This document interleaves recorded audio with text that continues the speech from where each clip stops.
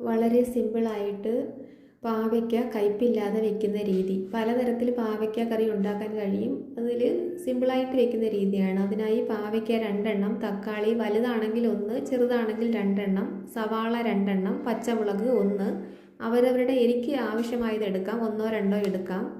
മഞ്ഞൾപ്പൊടി, മല്ലിപ്പൊടി, മുളക് പൊടി. ഞാൻ മുളക് പൊടി ചേർക്കുന്നില്ല, ആവശ്യമുള്ളവർക്ക് മുളക് പൊടി ചേർക്കാം. പുളിവെള്ളം, എണ്ണ, കറിവേപ്പില, ഉപ്പ് എന്നിവയാണ് ഞാൻ ഉപയോഗിക്കുന്നത്.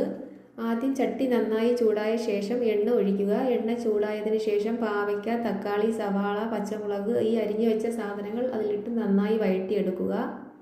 ശേഷം ഒരു അരമണിക്കൂർ സമയം എണ്ണയിൽ വഴറ്റിയെടുക്കണം. അതിനുശേഷം പുളിവെള്ളം ഒഴിച്ച് 15 മിനിറ്റ് വീണ്ടും വഴറ്റി പുളിവെള്ളം പറ്റുന്നത് വരെ വഴറ്റണം.